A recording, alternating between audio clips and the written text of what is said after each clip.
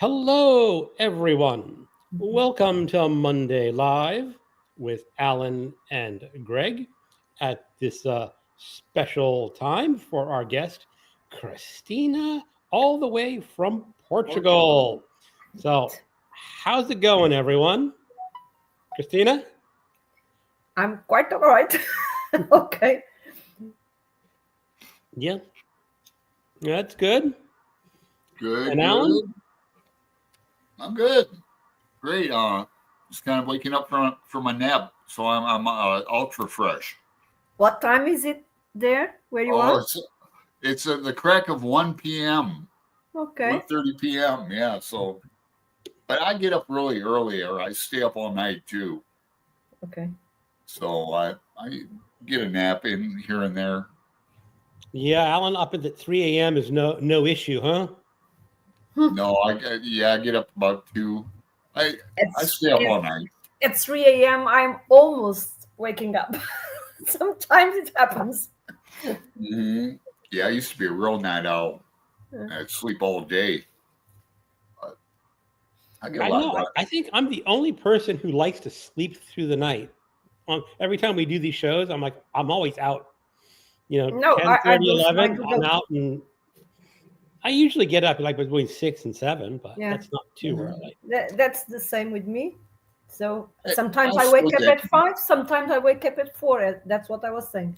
When I always wake up very early. Yeah, I have So sleep at 10, apnea. I'm in bed normally.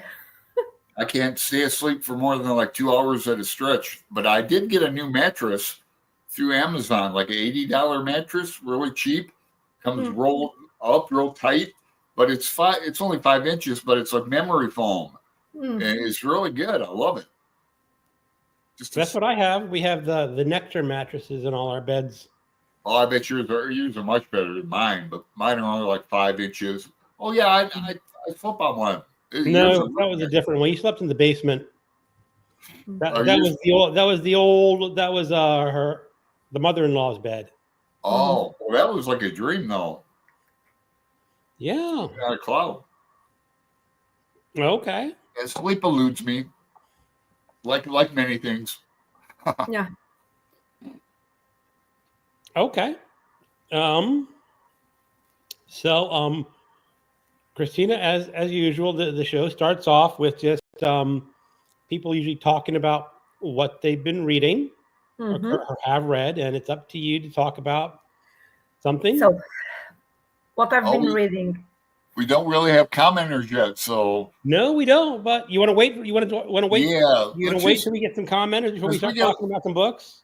we we get complaints that like we get into the books too fast and people don't get Okay. here fast enough. All right. So, People will what do be we talk watching about this on the then? replay. People Okay. will be yeah. While we are not, I read somewhere, maybe in the Discord, that you were talking about some Lovecraft stories. Is right? Yes, Yeah. indeed. So, During which during ones? Because I have here two beautiful books that Uh, I confess that I bought because of Michael K. Vaughan, some years ago. He showed some of the books he had, and I fell in love with these 2 volumes. But I want recommendations of stories. So mine are okay, this let's one see. here, Ooh, nice. and the first. okay. This is the second. I think this is what is it called? Leslie S. Klinger. This is Oh yeah, the he new the annotated H.P. Lovecraft. I he loves have that the book. I have the first one, Wow. and this is the second one. The first one, I don't know why. The cover they had here in Europe, it's much uglier than the one I saw that they had in the United States. The only this thing here that They're of all the ugly. The yeah, uglier the it's better for too, love. but it's quite ugly. But inside it's good. The It looks cool. Yeah, but the other one was the American version was also black with some drawings, but this one here, I but like I black and was white illustrations like that. I love that. but the book is amazing. I read some of the. It has lots of information, and I read a bit of the biography of Lovecraft and so on. You But did? where should I start with the stories? Okay. Have you ever read any story by him before? No. Okay. I got a couple recommendations. Okay. First, start. I'm sure you have it. It's Dagon. Dagon. That's the one I think I saw you write. I'm looking for my pen. I want to write that, but I didn't bring it. She's looking Okay. for a pen, and it's behind Okay. her ear. Yeah. I don't know where I put it. Like, I know I brought one. Always here. have a pen handy. Okay, never mind. I write in the computer. So. All right. Take your No, I time. found You can find a pen. I found it. So, Dagon? Dagon. It's 6 pages in most editions, so it's real short. Okay. It's a real early story of his. Mm-hmm. But Yeah, I want to reread that. it kind of sets you up for the kind of story framework Mm-hmm. that he loves. And he loves someone narrating a story that's happened to them. And he says, I'm going completely mad from Mm-hmm. this story. So that's just something he loves to do. Mm-hmm. And really atmospheric, like Yes. all the smells and Mm. Like no big spoiler, but lots of dead fish in that Mhm. story. Okay. Second one would be his most famous short story, and that is Call of Cthulhu. Okay. what's And it called? Call of Cthulhu. Oh, That's arguably his most famous. Mm-hmm. you know, I haven't even read that. Alan, you got to get to it. Yeah, I have some amigurumi books with Cthulhu there, so I know the the shape. Yeah. I don't know anything else. And for a third one, I'm going to say it's longer. It's more of a novella. It's Shadow Out of Time. Hmm? I haven't read that either. Now, Shadow Out of Time is arguably a science fiction story. Okay. You can make that argument. Mm-hmm. You can kind of go either way, but you can make the argument that it's science fiction. Mm-hmm. And another good one, I am going to say, it's not quite Cthulhu, but it's a great one. Pickman's Model. I haven't read that either. Yeah, I like the Dunwich horror. Dunwich Horror is a good one. I'm rereading that this year. I haven't read it in a couple years, so. I like the Shadow over Innsmouth. Shadow of Innsmouth is another good one. That's a long one, huh? No, it's 50 pages maybe. Oh, I think the Shadow's kind of long too, but Yeah, they're really atmospheric and it is. smells and sounds, and you can almost taste Let's it. see. You know? Oh. You shivers. And to see the. Okay, I'm gonna start bringing up our chat room. Hello, Pat. Hello, Pat. Kevin at Genre Books. Kevin. Kaju. Hey, Kachu. All right, we got a couple people in the stream. Yeah. Kesha. Yep. Okay, I was just looking at the contents. The Dagon is the first story I have here in the first book. So Yeah, as I said, 6 pages. You Yeah. can knock it out in 15 minutes. So okay. Yeah, I like the color out of space too. That's a odd one. I like the narration of that. that isn't. It is another good one. But Alan, There's a lot of them. read them all. I just Yeah. pick some. I tried to give her close to his beginning, Okay. his middle, and his end Mm. to give you. What about there's one title I just took a look because there's a title that I remember someone recommended, but I haven't yet read, which is Mountains of Madness. At the Mountains of Madness is another. That's more of a novella. That's Okay. It's like Oh. 110 pages, so that's kind of a Okay. novel. Uh-huh. It's a good one. It's a later work. It's and Michael K. Vaughan again is going to use that as an example. Hmm. Now, it's no big surprise that Lovecraft was really racist in his young. Mhm. Yeah, I read about that. Yeah. Really, it even shocked me when I Mhm. first read it, late 70s. When it was Uh-huh. first like, why are you going on like this about foreigners? Uh-huh. And that's the horror at Red Hook. Uh-huh. It may be interesting just to pick that up, just to see how racist he was. All right. Now, what's curious about At the Mountains of Madness, according to Michael K. Vaughan, is he says that story can be shown as evidence that he was lightening up on his racist ways. Mm-hmm. You know, people grow out of phases, and I'm not 100% convinced, but he has some good arguments. I mean, in the horror at Red Hook, it's set in New York City. He hated New York City. And he had all these foreigners seething and nasty. And then he has these other alien creatures at the Mountains of Madness. He says, they're just men from a different planet that look different. You know, that's maybe, you know. So depending on how much you want to read, reading horror at Red Hook and then read At the Mountains of Madness back to back, and you can make your own judgment and see what you think. Okay. Yeah, that's one story I don't have in this collection is the horror Red Book. The horror Red Hook is often excluded because it really is a bad example, you know. Yeah. Huh. All right. Well, I have to read it now. Yeah. Now I must read it. Alan, it's free on the internet. All his work is free on the internet. Yeah. Before I forget, Cristina, you should knit a kutaluth. There are a lot. I said, and I have books with the patterns for. Oh, you do? Really? Yes, I do. I have. I have a book which is quite funny, which is monsters, cryptids, and things like that. So it's all patterns for characters from fantasy and horror fantasy and things like that. So some I don't know, like I don't know the scene, but I think they are characters that are known for from several novels and things like that.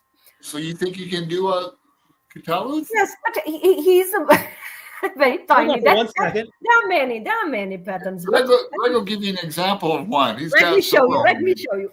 I have. Okay, I'm actually. great. I'm sitting. You know, Greg and I will want one. Yeah, I'm sitting back in the original painting in a book or something. I know it's expensive, probably, but I'm sitting in my craft room. This is my craft room. So all these books you see here are craft books. Okay. Oh, So let me show. He's not crochet or knitted. He's just a plushie, but. Yeah, you wouldn't have to make it that big, Cristina. That's a big one. Yeah. Where did you buy that anyway, Greg? Amazon. Where? Amazon. Oh, I thought you were going to say someplace exotic. Okay. No, this is. Mine is cuter because the book I have here is A Crochet World of Creepy Creatures and Cryptids. Wow. I don't know if you can see. The light is not. Just a minute. Okay. Where is it? Here. Oh, yeah, I see now. Okay. Yeah. And so it has all types of creatures, and I think this one is supposed to be Cthulhu. This one wow, here. look at that. Yeah. This one, here, this one here. Okay. You have to make them evil looking though, like with those things. But I think I even have other patterns. There are patterns for everything nowadays. So, yeah.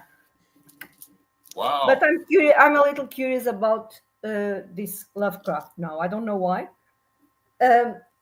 Because you were asking what I've been reading, and I think we've been on 14 minutes, and we can start talking about what we've been reading.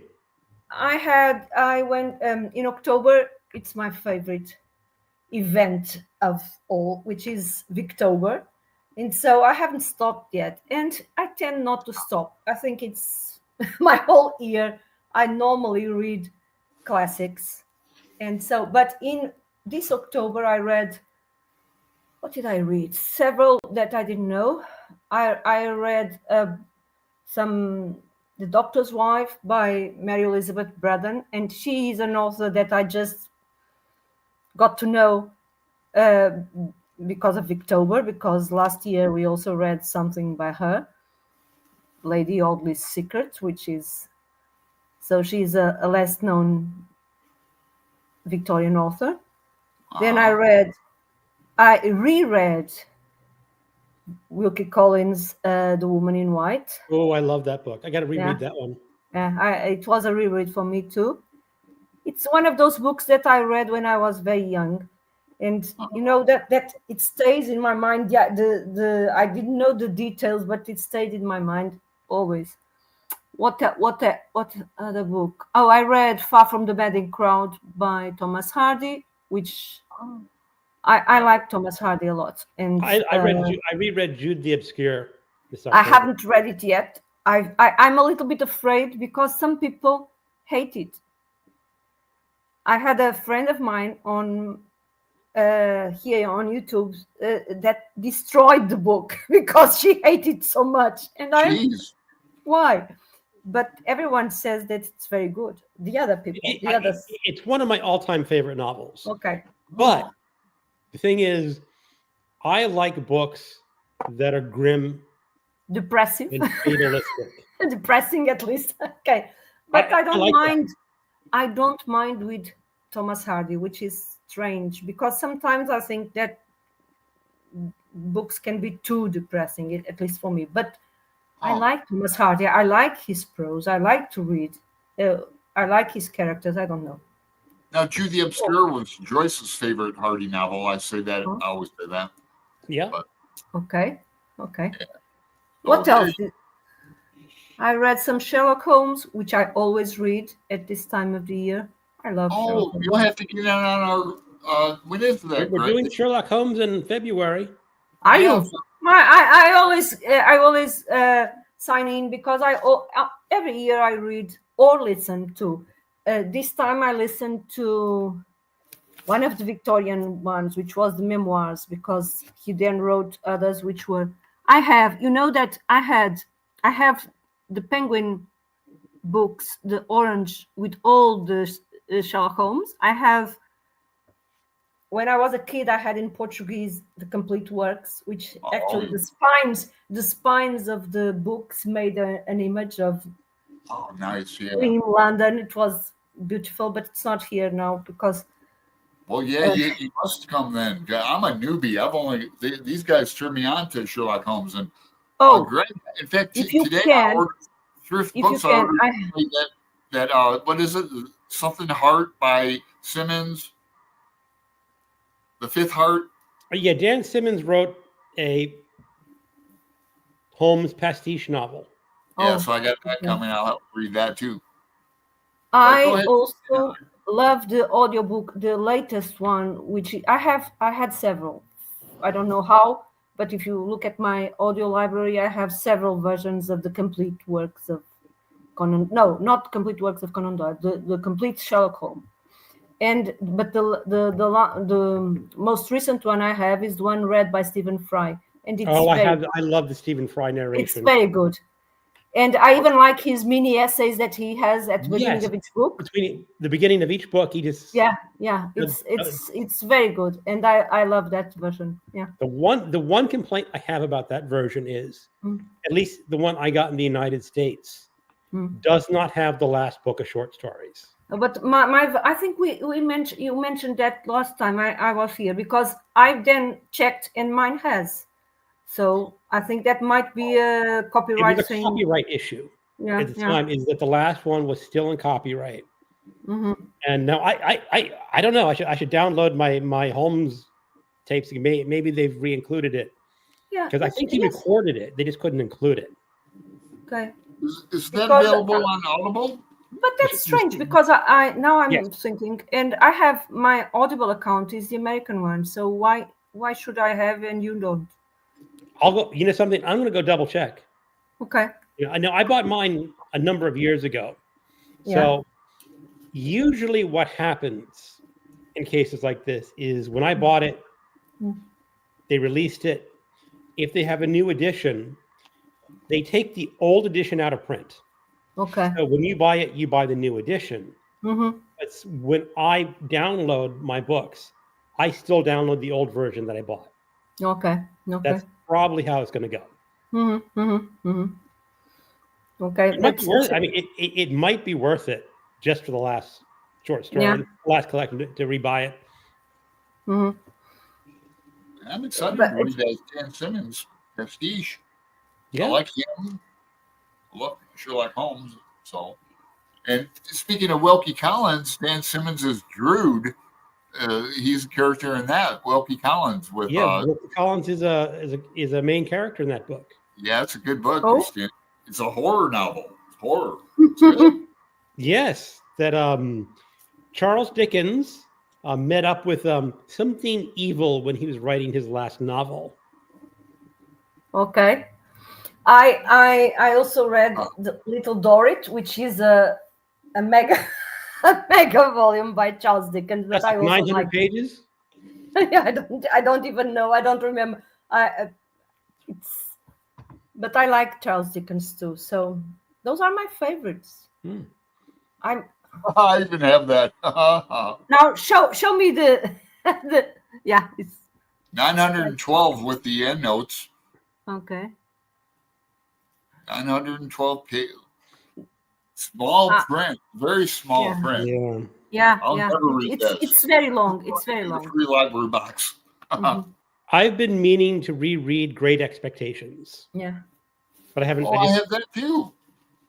We'll have to read that. Maybe that'll be a Victober book. Is Great Expectations. Okay. It's they're all good. I at least the ones I read, I always like them. I have some. I read more recently. I read Bleak House. I read. Can you show it again, please? Look at that cover. Okay, that is a gaudy cover. Yeah, with the guillotine there. Yeah. That's not even a sticker. That's on there.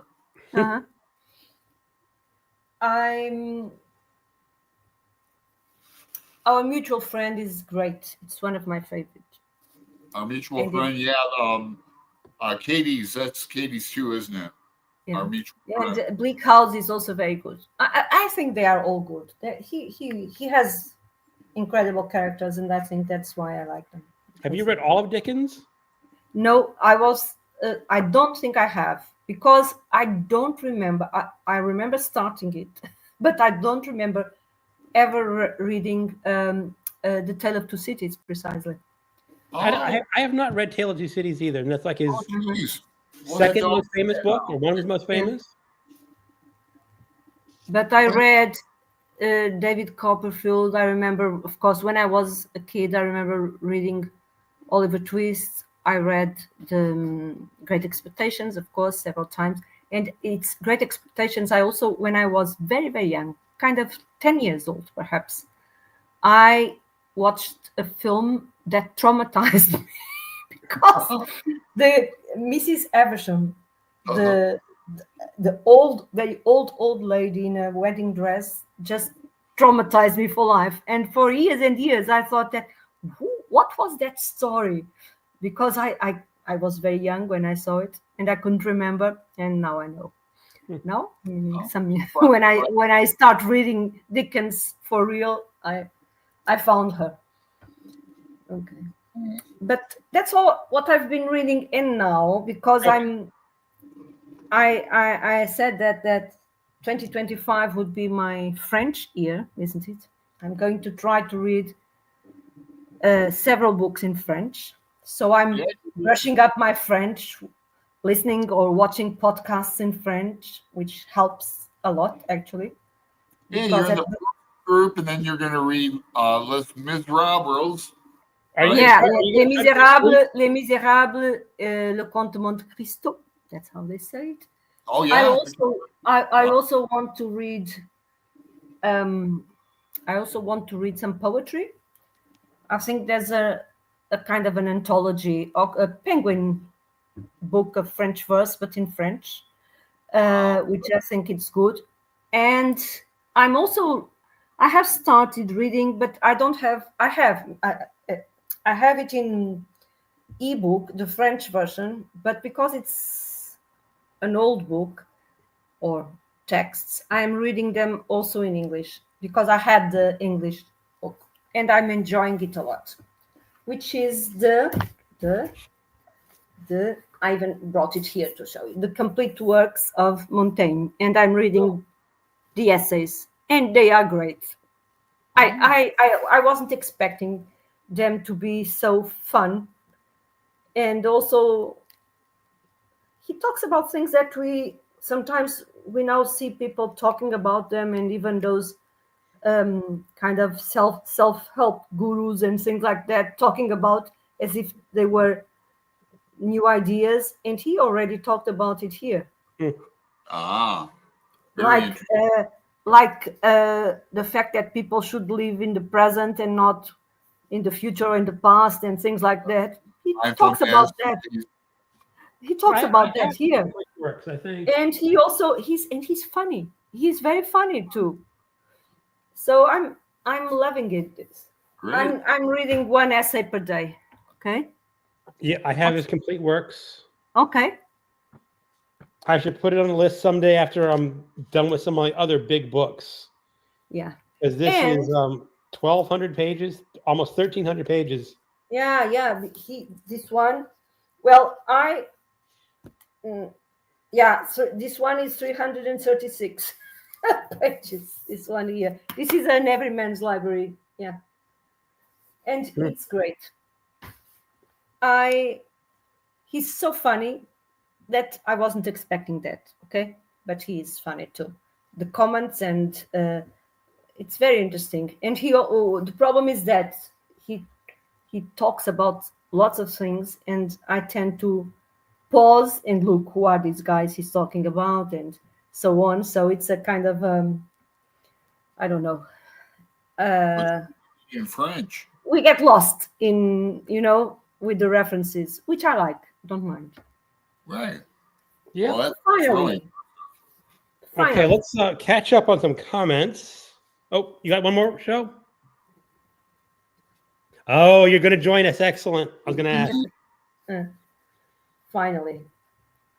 But in French, so it's going to take me a long, long time. Okay. Well, it's about 12 to 13 pages in English. I don't know if the same is for French. In French, the 7 volumes. The 7 books, yeah. I think it's more than that. I think it's 7. I think in English, yes, there are several. I think that the translations in English they shorten it to 6 volumes because 2 of them are completely short, smaller ones. Yeah. Yes. But the whole, there are 7 titles if you want. 7 titles. And I think that they are at least. I think they are more than 2,000 pages. Okay. It's 4,200 in English. 4,000. Okay, I had. Okay. English. I had. All right. Yeah. So it's the same. Yes. So it's going to take me some time. Yes. I have it all 2025 from January to December. Mm-hmm. I might be joining for the first one in audio. I don't have the. Oh, Alan? I bought the audio version of the first one in French as well. The Proust does not work very well in audio. Oh no. No, I listen to it while I read. It's for me it's helpful because I don't know. I haven't dealt with French for some years now. And so I like to be reading and listen to the man pronouncing the words, And right. Well, I do it in English when I read like a big book. I listen to audio, and Greg's doing it as well. Yeah, I do that sometimes too. I would need to do the audio in French and then the text, and then have somebody there explaining it to me too. Okay, I also have an English version in ebook, so if I need, I can take a peek. And I think my sister has a Portuguese version too, so I can. People read or speak foreign languages. Sorry? We're always impressed with people who speak and or read foreign language, not foreign, but other languages than English. Okay. Mm-hmm. Yeah, it's really impressive, Cristina. I always if I can, I try to. So that's why I read Don Quixote. I read it in Spanish. And because Spanish is not very difficult for the Portuguese. I never studied. I just can read it. But French I studied at school when I was younger. And German too, I studied at school. And English also. But we normally do study several languages here. Yeah, in America, not so much. Yeah, we're lucky if we get like half a year French. Well, I have to... Hi, I have to tell you that the people in the comments. Sometimes I watch, sometimes no, very often I watch podcasts and videos, American videos, and sometimes they don't even speak English very well because they make lots of mistakes. Because I'm foreigner, so I have to think what I say, and we learn grammar and so on. And then we hear some things that make us cringe, you know. It's a habit, but I think it's perhaps one day it will be normal, and it will be an adaptation of grammar in the future. Because it's so true. I mean, languages change. Yeah, it does. Time. Yeah, and common ways of speaking and phrases just drop out, and because spelling change, and we learn, as you know, we learn in school. I learned that in English, for example, we have a verb tense which is the present perfect, and we say I've read, I've listened, I've written. Now everyone says I've wrote. Oh yeah. Yeah. Oh, and things like that. But I constantly they use the I've, so, and then past simple, wrote. And I said no, because as I said, perhaps I'm more sensitive to that because I always learn that and try to follow the rules of grammar, and so, but they say it a lot. Yeah, I'm kind of a grammar Nazi myself.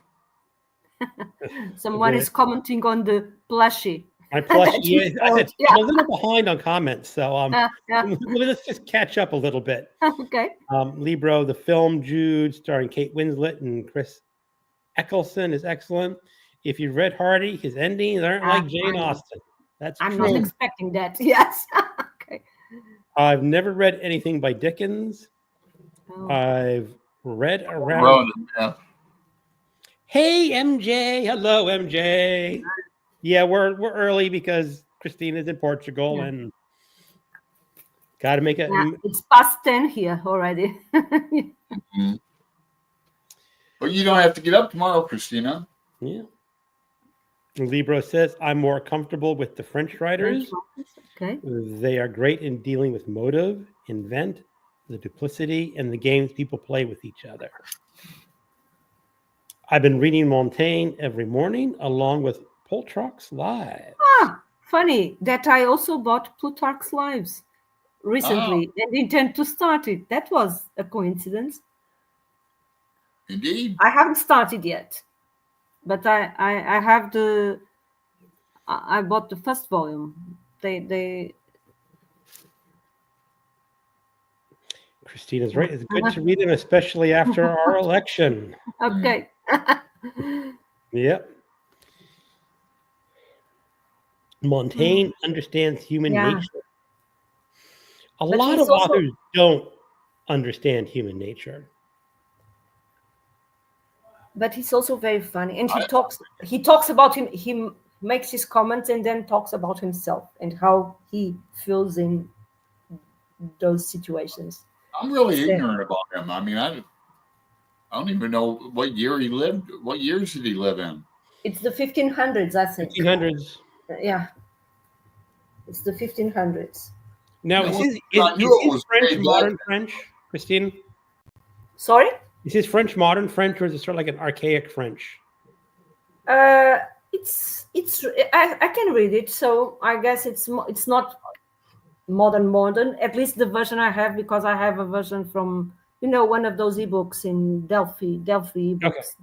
No, Delphi is all public domain, so yeah, that's fine. So, but I can still understand it. So it's different from the modern French, but I can understand it. So it must be, yeah. Not too archaic. It's not. Okay, I was just reading 15th century English. It's a little difficult at times. Yeah. Shakespeare is easy, but the Canterbury Tales, for me, they are difficult. Canterbury Tales that's Middle English. Middle English. Yeah. I can force myself to read Middle English, but it's really have to go slow. Yeah. Funnily enough, it's easier for us in Portuguese to read in the sense of pronouncing the words, because they were pronounced like they were more close to the written words than now English is. Okay. Now English is very different. We read something, but the pronunciation is completely different than what we read. And in the past, it wasn't. So for us, it's easier to read, but not to understand. So I can read it aloud, but not understand. Okay. Swan in Love is excellent. Okay. It's a good film. Excuse me. Nella Muti and Jeremy Irons. Yep. I think I saw one with Fanny Ardant and someone else. I don't know if it was a French movie or an American one. I don't remember, but I saw it many years ago. I don't remember. And I don't want to remember now. I want to read the book before. There's also a good film, Time Regained, starring the beautiful Manuel Bear. Yeah. Okay. Don't know her. So I checked. Alan and Montaigne was born in 1533. Okay. So. Oh, okay. 1533. Montaigne's essay, Cervantes' Don Quixote, and Shakespeare's Hamlet, or to paraphrase Harold Bloom, invented human. Okay. And they all lived around the same time. Okay. Yeah. Don Quixote was surprisingly good for me too. I remember reading or knowing those episodes that everyone knows, like the fight with windmills and things like that. But I read, I don't know when, it was with some other people here. I think it was 2 years ago. With Roz and me? Roz and I read it in a group on book two. Yeah, she even sent me my copy. Yeah. Oh, yes. I remember that. So I read. I read. I just always write like in the groups that we read it with. Yeah. It was. I didn't even know it was like in 2 books. I didn't know there was like And with 10 years. 10 years difference between the end of the first and the beginning of the second one when he started writing. It's so cool because people were pirating his edition. So he said, and then he wrote another version of it with. It's hard to explain, how he does it because Don Quixote, the character, is now in the second part too, and it's funny. Now, I've heard a lot of people criticizing the second part, saying it's not really as good as the first part. Or is that? You kind of have to. They come together. I mean, you have to read them both. I didn't notice that it was so different. Yeah, so different. Okay. I actually don't. I need to reread it again because we all do. I cannot tell you with detail how it was, but I remember enjoying the reading when I was reading it. So because him and Sancho, his sidekick, you think it's I can't get more outrageous than this. I mean, he's like literally throwing up and shitting himself and all that. Well, it can't get any worse than that, And it just it's insane. It's so funny and it's so original, but it's so. But old. Also so tragic because it's funny, but it's also tragic, Yeah. Great ones, books often are like that, like Anna Karenina. And, well, that's not very funny. It's really tragic. But go ahead. What are the comments?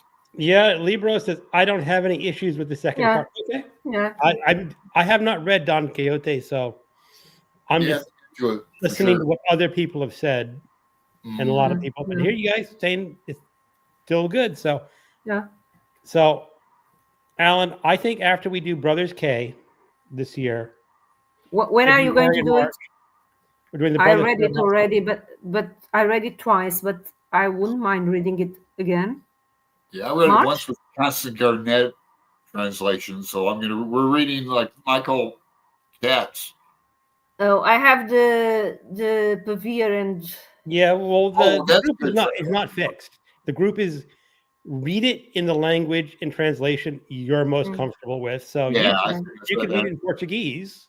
Right. They are not very good. Us are reading the Portuguese translations are not very good. So I had the Richard Pavirs and his wife. I don't remember her name. But when are we doing it, Greg? What? When are we doing that? I don't even know. Brothers Karamazov is February and March. Okay. So I'm thinking that's the Ulysses 6.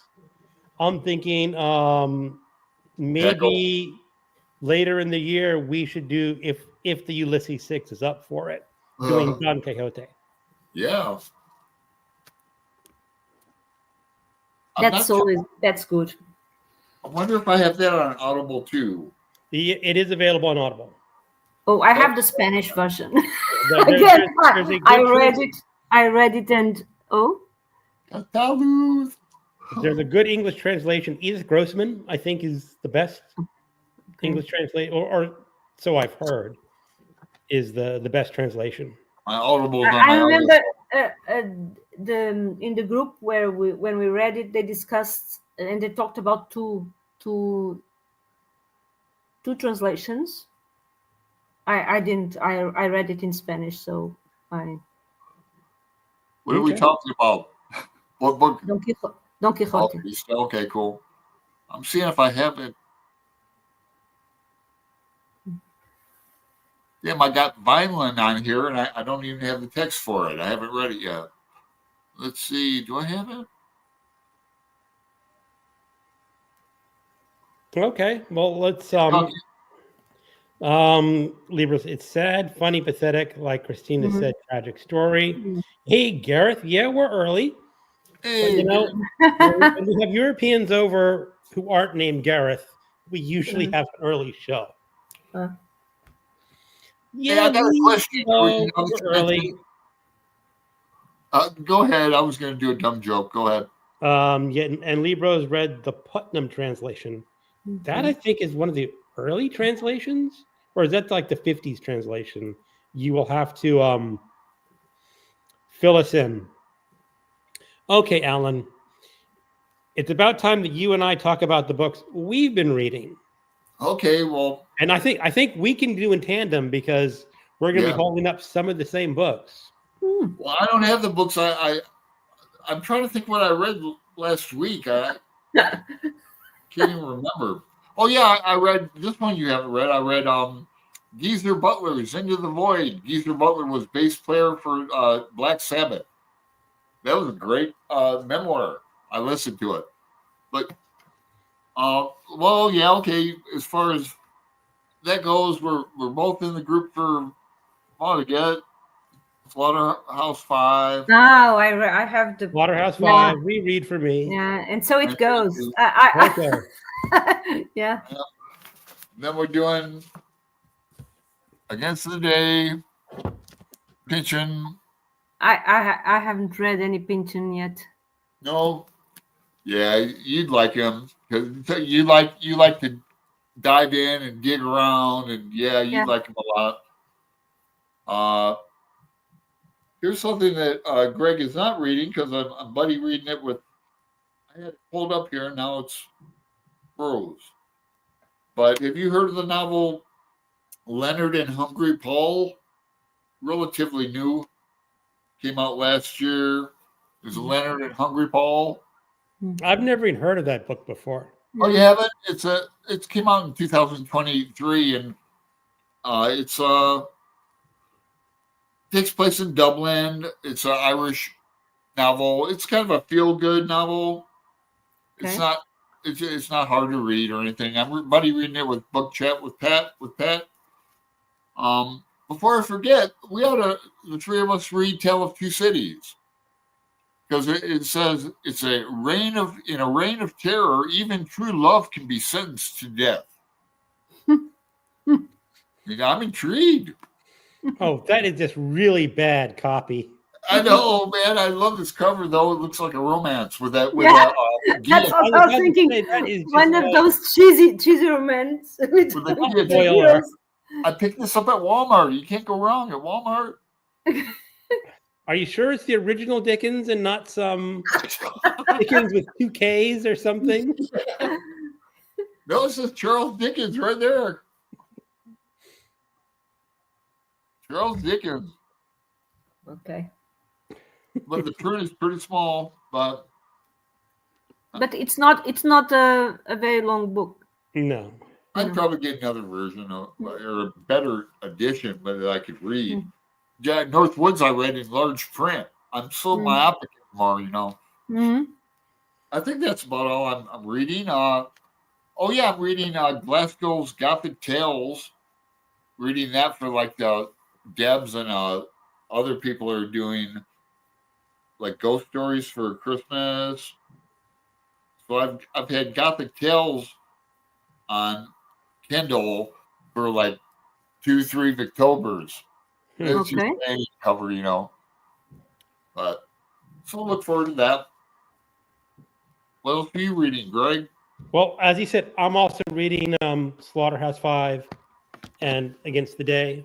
They're both rereads for me. I listened to the audiobook in 2006. What impresses me about this book is just the level of detail. He talks about the sound of the railroads going over a bridge and the planks rattling underneath, and it's just amazing amount of detail in that book.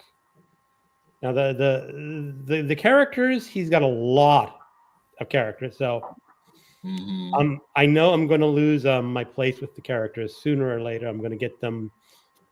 The only one I won't get confused is Pugnax. Yeah, the dog. Pugnax is a dog who likes to read books. Oh. So I always write the characters down like him, but you don't like to write in your books. I will amputate my fingers before writing in a book. I will not do it. Yeah, I mean, well, I used to be like that, but then university just spoiled me. But I normally what I do is I have a cheap version and a better version, and I write my version is getting torn up. Look at the pages that's the end of it. I've read this like I like to say 2.5 times. But I also write on a notebook if I need. Yeah, that'd be wise. But I mean, I'm not going to sell this, and nobody's going to buy it. Yeah, I read this in 2021, and then 2019. But I love the character names. But Greg's supposed to be talking. Yeah.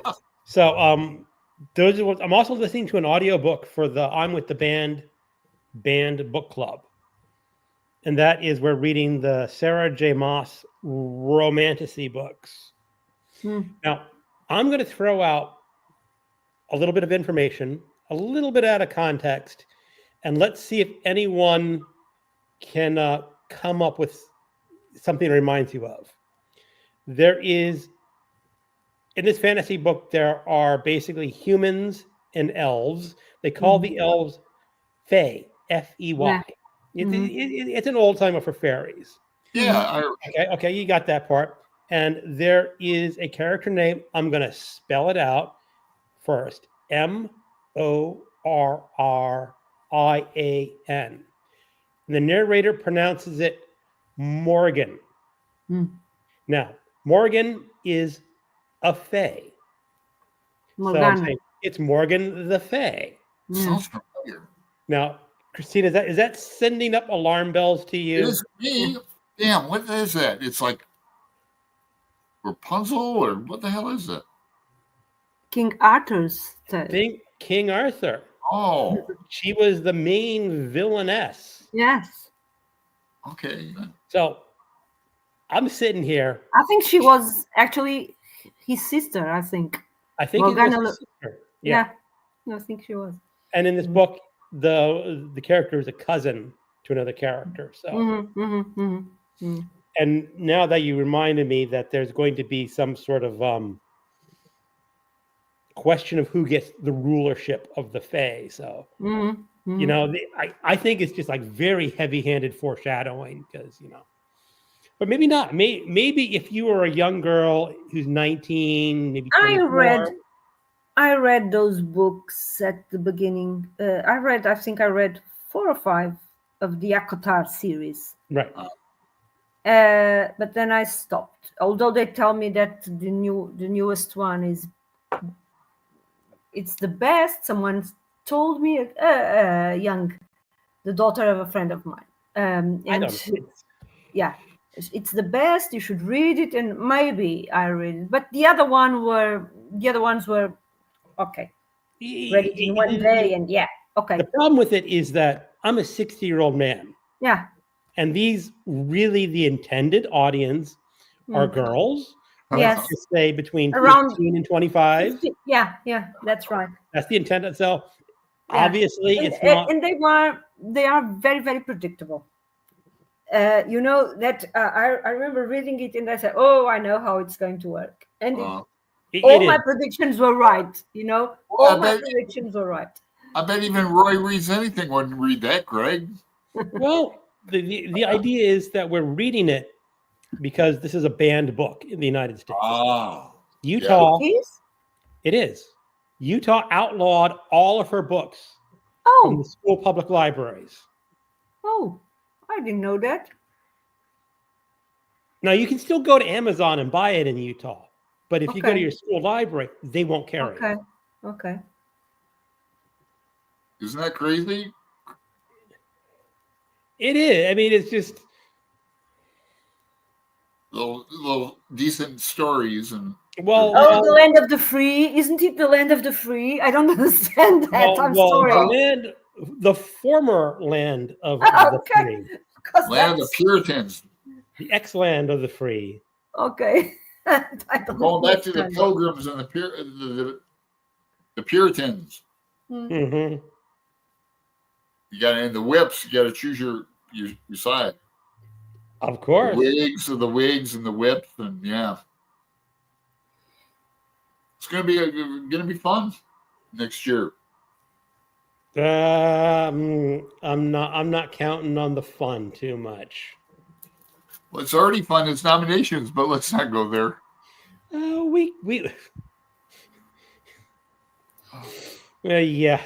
Just talk about getting the worst crud that you can find. Yeah, putting them in a major position of responsibility and over millions of people. Yep. Just crazy. Talking about like FBI department, the Department of Education, stuff like that.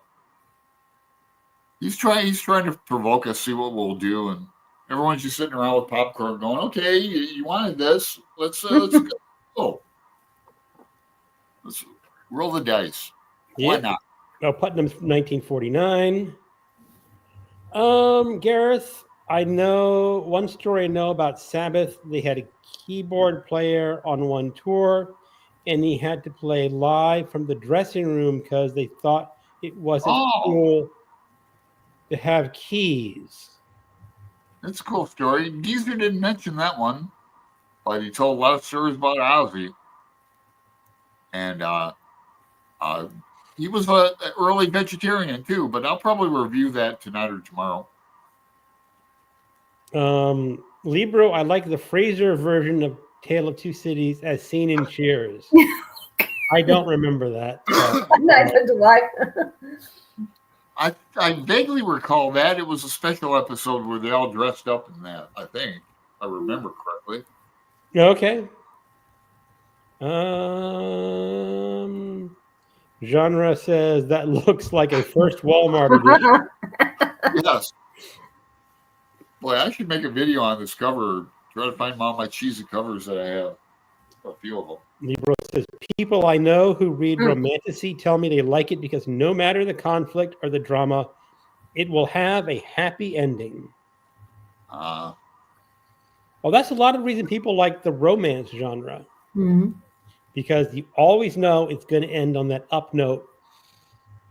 We have a romance novelist in the community I live with. I've heard her speak, and she says, yeah, it's just, you have to have a happy ending in a romance. So Lee, Greg, why? I just edited myself. So I'm doing pretty good on the show. I almost said something. Never mind. Why was Fahrenheit I'll tell you guys banned? There's a number of reasons why it was banned. It's sort of encourages disobedience to authority. You know, number of reasons. Hi, Lee, by the way. Yeah, Lee. She is joining us for Against Today. She's on Voxer. I have to make some Voxer comments about this because now I'm on page 72. Yeah, and I've only commented on Discord, so I got to make some comments on the book on Voxer. But I'm liking my read. As I said, I'm really enjoying my reread. Yeah, I'm glad. I am listening to the audiobook, and it keeps my pace down. That's one of the things about listening to an audiobook is you can't speed read at the same time. So, but you can't. Okay, I tend to read slowly. I prefer to read slowly, but sometimes I put the audio on 2+ or two times or even faster. I can't listen to audiobooks at that speed. That just I can't either. I do it only if I'm reading the book at the same time, you know, because I think that when you read with your eyes, you're faster than the. Oh yeah, definitely. So, but I'm with you. I don't see a problem with Fahrenheit 451. Yeah, there are lots of similar subjects, like I don't know, 1984, the other one which we had to read at school, Brave New World. Yes, Brave New World. That's right. Roma. Which I want to reread because it's very modern now. Yeah, Fahrenheit 451 has been banned for many reasons, one of which a few obscenities in it, and also for drug use. You know, I don't remember the obscenities. Neither did I. And I read it last year. Yeah, again. I mean, reread it. They may have said like "damn" and "hell," but that's like But here's a curious thing. I love the history of swearing. Yeah. Oh yeah, me too. I mean, it's passion with me. And there's essentially, hold on 1 second. 3 categories of swearing. One is sexual swearing. One is feces and urine swearing. And the other is either oath taking or blasphemy swearing. Okay. That's when you talk about, and they mention one where the French poet Baudelaire, did I get that right? Baudelaire was at a hospital. He was critically ill, and he said something like "bloody hell," and the nuns kicked him out. Okay. Yeah, he was known for his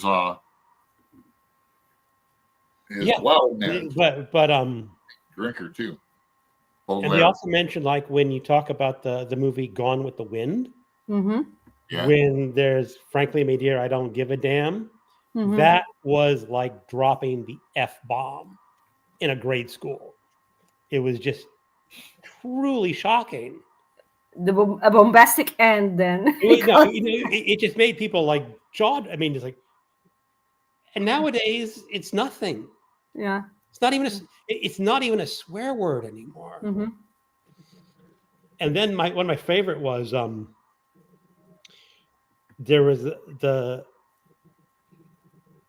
the first use of the F word goes back to Kings, right? in that they found written down. It was in a monastery, and the sentence was, I'm going to use the F word, just get used to it, was D-N fucking no G abbot. So obviously some monk was not happy with the abbot. Yeah, but so they said, what's this D-N? Is that like a misprint? Or is it just something with a name? And someone pointed out it was the word damn. And it was so offensive the monk could not write it down. And it's just, I love the history of swearing. And I would love to see the future in 200 years. Oh yeah. What people consider swear words. For sure. I don't think our swear words today will be the ones that offend people in the future, if there are people in the future. And I would just love to see what they were. Ironically, there were sanitized editions of Fahrenheit released without Bradbury's permission. I know Pat, you were talking about that. And Bradbury threw a hissy fit. It's like, what do you mean you're changing my book without me telling me? But I really, it's what you say. Things are different now, because I don't remember that. I read the book last year, and I don't remember reading offensive words. So maybe you had a sanitized version. Yes, that's right. Maybe I don't feel it. Okay. I don't think I had the sanitized version. I just think that the words that they deleted out are not considered really that bad. Yeah. Oh no, I'm sure my version is okay. It's it's one of the versions that I don't know if it was the 50.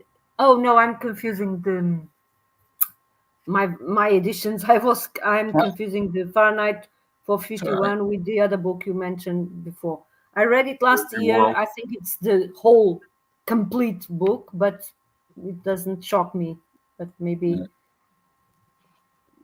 that's what you were saying. Things that used to shock people in the past don't shock. They are different. Well, the F word was first. Sorry, Alan. What? I'm trying to tell Lisa. Oh, great Scott! Is that all? Yeah, they're banning it for nothing. Okay, go ahead, Alan.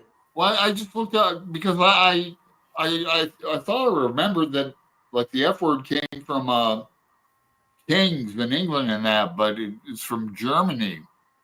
I won't get into all that, but it's kind of funny. It was first printed legally in Lady Chatterley's Lover. I know on an album, a record album, it was first recorded by John Lennon in the 70s, in 72 on Plastic Ono Band, which that's like yesterday, 72. Anyway, the history of the... Well, there's a book I'm going to recommend that everyone who likes language read. It's 9 Nasty Words by John McWhorter. And he is a language professor at some university. I don't remember what university, but he tackles language, and he says these are the words that were offensive and why they were offensive and under what context they were. And it's just fascinating because I love language and to hear about the history of language. And one of the best information in this book is how people swear. Now, I can't remember. I may get my brain halves crossed. Like normal language is processed on the left side of the brain. Yes, it is. And if you get hit on the left, it has some brain damage on the left. Yeah. Your speech and language understanding can be grossly affected. You sometimes have difficulty understanding language, but you can swear like a sailor still. Yeah. And the visual and spatial areas, the right side, and so people. But on the right side, if you get hit, you lose your ability to swear. Crazy. actually, what he's trying to say is that swearing is creative. not quite the same as language. Okay. It's something inserted in language, but it's more of a inner feeling, I guess. I'd have to reread they say that the right side is the one where we see things in shapes and forms and more visual. So perhaps it's something more visual than word itself. Yeah, left is more logical. But that's also amazing. The brain. I remember studying that at university. That that the mother tongue is also located in a different place than foreign languages, and my teacher knew a woman that had also an accident, and she lost her ability to talk in Portuguese, which is her mother tongue, but she could speak in French and English. Probably because she internalized that side. The area of the brain that was affected only affected the mother tongue. It's crazy. Yeah, it is. The human brain is just this amazing organ that we still don't really fully understand. Yeah. Much like the ocean. Yeah. Or outer space. Video. I'm trying to amazing. get pretty unbelievable. Very few examples of vulgarity. It was banned in 2006 in some district in Texas because the Bible is destroyed in the book. But that's the point of the book. Everything is all the books are destroyed. All the books, like she said. That's the point of the book. Obviously, the people who want to ban Fahrenheit 451 haven't and understood it. Yes, that's right. Crazy. They don't. I mean, they just don't read. They don't want to read. Yeah. They're not illiterate. They're unliterate. Mm-hmm. Idiots. I remember watching the film, François Truffaut film, when I was in the 10th grade. And I remember there was a scene where they say that philosophy is the worst of all. And we applauded because the film was the teachers of philosophy. They were the ones who arranged the viewing of the film and etc. So we all applauded. We were 15-year-olds, saying, "Yeah!" That's fun. You guys are much more educated than we are in America. Although I was reading Waiting for Godot when I was like 14, 15, so that's kind of philosophical. It's very philosophical. I'm pretty precocious. I was a precocious kid. No, we have here at school, secondary school, so that we enter when we are 15. We have philosophy classes, and they are compulsory. Everyone has. Everyone should be taught critical thinking. Yeah. In high school. And we start with history of philosophy, and then we have to think. I remember that we have to think a lot. I remember feeling that our brains were boiling in those lessons. You have to take formal logic. Like we also logic is one. Logic is taught in philosophy as well. I hated that formal logic, man. That's hard. Oh, I love logic because we also studied it in linguistics. It's fascinating. It's the same, the same. And then if you learn computer languages and things like that, and you learn logic, it's everything. It's always the same thing, and it's funny because. But we do. So Lee, she says, "Wow, interesting, John Hume." I did make it down in the notes. That's John McWhorter, and it's spelled out the name. So nasty words. Lisa, 9 nasty words. That book right now. Nasty words. Yeah. Fascinating about language, Cristina. Thanks. And Gareth, Fahrenheit 451 was banned just for the irony. Yeah. Yes. That's also very true. Mm-hmm. That reminds me of the documentary I remember watching about Hitler, and when he started burning books, and there was a woman, a Jewish woman, that said that if they start burning books now, they will end burning people. I've seen that quote, and I agree. It's the idea that you don't want to learn something. Yeah. And as I said, reading these banned books is sort of an eye-opener. And I've mentioned, like, I don't necessarily like all the banned, especially the banned books that are geared towards younger people. Mm-hmm. You know, it's just like, okay, it's good for younger people, not necessarily great for older people like myself, but I want those younger people to have access to that book and make that decision for themselves. Exactly. That's the subject of my video I released this morning. So it's sort of a treading old ground.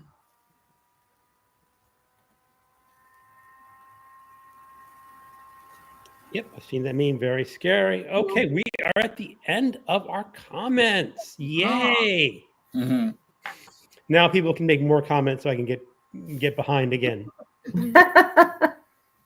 That's how it works. It does how it works.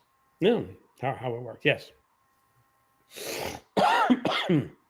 I think I'm going to do a video like it was all the craze to do like top 10 or top this and that videos. I'm finally getting around to it. I'm going to do like my favorite top 5 Pynchon books. And then maybe Vonnegut too. People okay, will be how many Pynchon books have you read? Everyone but V and Slow Learner, the stories I haven't read. You've not? Have you read Mason and Dixon? Oh yeah, I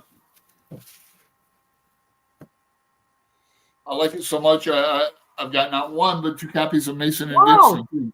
I've heard many good things about that one. Yeah, I didn't annotate this out, but I love the character Reverend Cherry Coke. So you can say Mason and Dixon brought to you by Cherry Coke. Okay. But Patricia H., commenter extraordinaire, just read this and we chatted back and forth. She enjoyed it. This novel made me laugh, made me cry. It's sad at the end. Did you read it, Greg? I have not read Mason and Dixon. Yeah. And what's his last one? Bleeding Edge. Yeah. Have not read Bleeding Edge. That's the only novel with a lead female character in it. Mm. Yeah. I tried to turn on, I think, Todd the Librarian to this. This was totally unmarked by me, too. I always had some dog ears on it. I enjoyed it. It's a New York City book, female character, private detective. You would enjoy this, Greg. I think I will. I have it on Kindle because it was on sale for $1.99 one day. Oh. But I haven't gotten around. As I said, Mason, Dixon, and Bleeding Edge are the only 2 I haven't read. Mm. Yeah, now I need to reread Vineland. I know it's like one of his LA 80s books, but I haven't read it before. That's the one he took 10 years. He took a break from Gravity's Rainbow, like 10 years or so. Battery is running out. Okay. Oh. You're going to have to call it quits pretty soon? Or I can...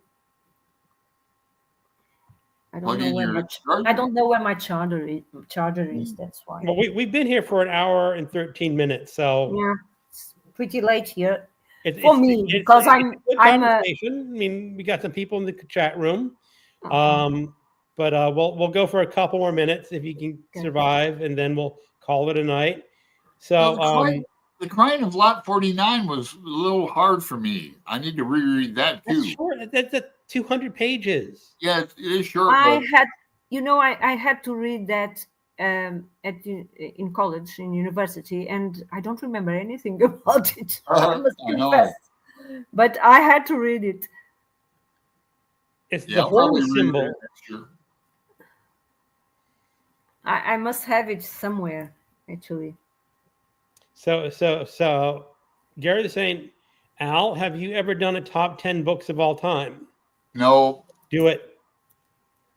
Alan, I tell you, when you do top 10 or top 12 books, whatever subject, the algorithm just picks it up. and you're going to get, or potentially you can get a lot of views. So, I've heard, hey, I got something funny to tell you. I got an email and I checked it out.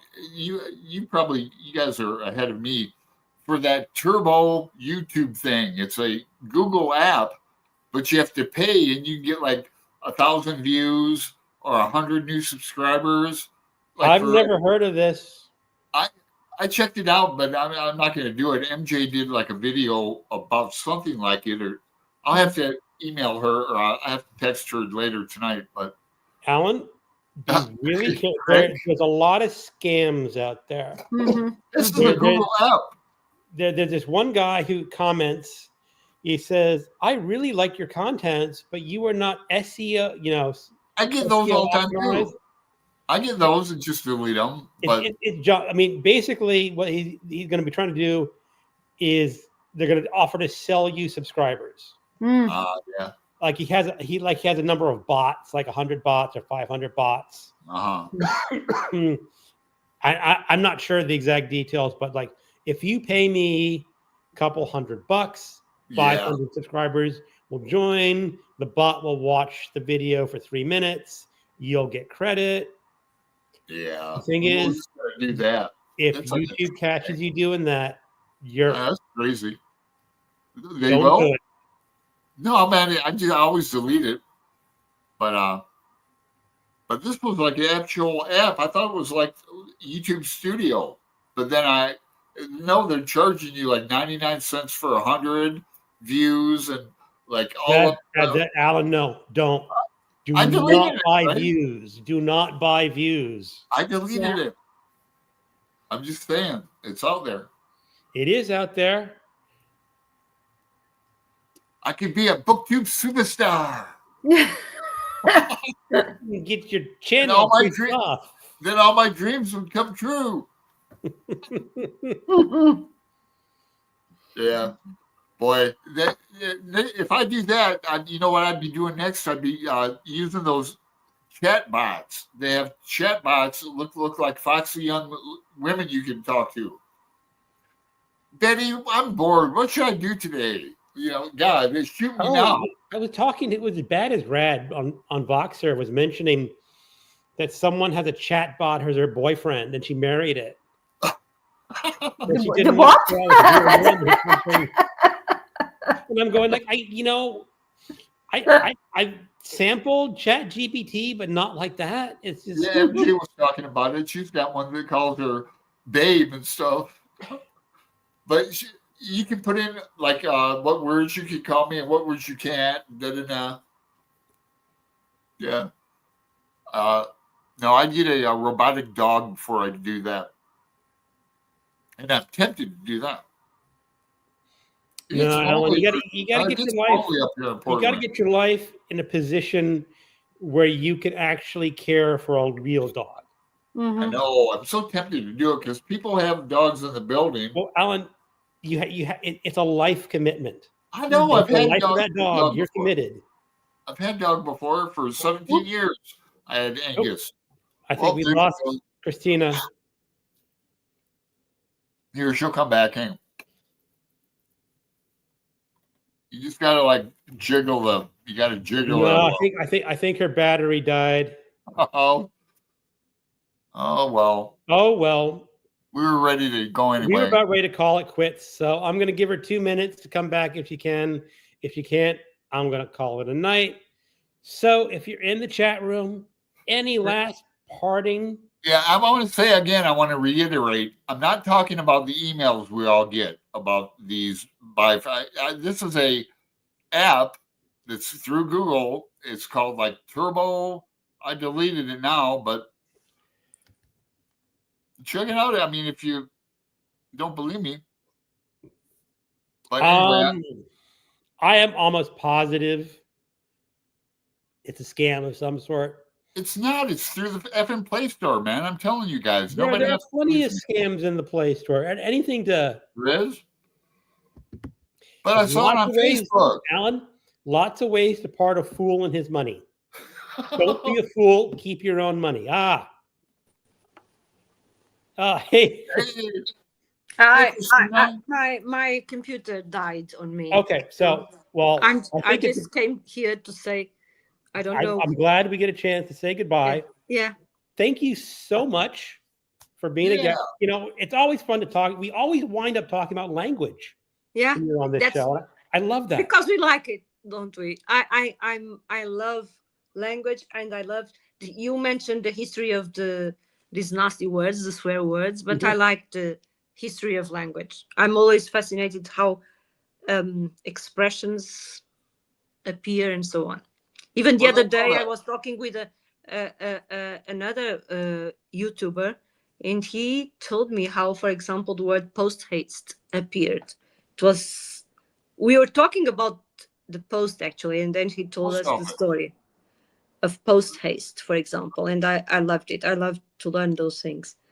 Okay. Was that from the post office? Oh, I don't know. Yeah, it has to do with because we were talking about. I think that we were reading a Victorian novel, and I was commenting that it's surprising how the post used to work so well, because people were always writing letters and they were delivered very multiple times per day. Yes, and they were. And so he said that the post chaises, or the carriages that traveled far with the post, they had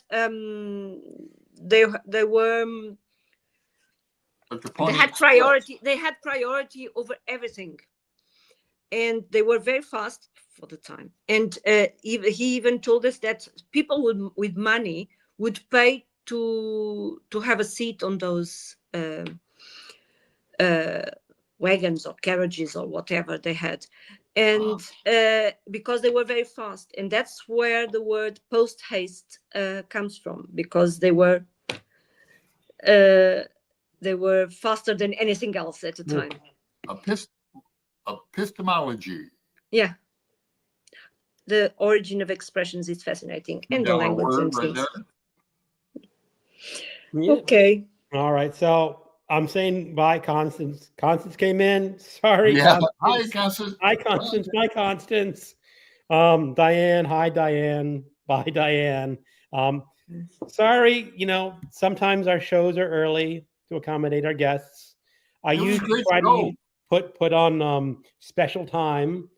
I should probably be a little bit better about earlier in the week, a couple days early, saying early show next week, early show next week. Now, next week, I think is a normal time. Who's our guest next week, Alan? Nicole. Nicole, that's right. She'll be a normal time. All right. Indie writing next week. All about indie writing. Yes, indeed. All right, everyone. Great to hear you. I hope you had a great afternoon, evening, or night, wherever you are. And I hope to see you guys again. Bye-bye.